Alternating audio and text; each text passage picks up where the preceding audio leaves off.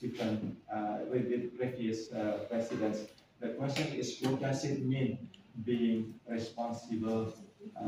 What does it mean in terms of responsibility as the superpower?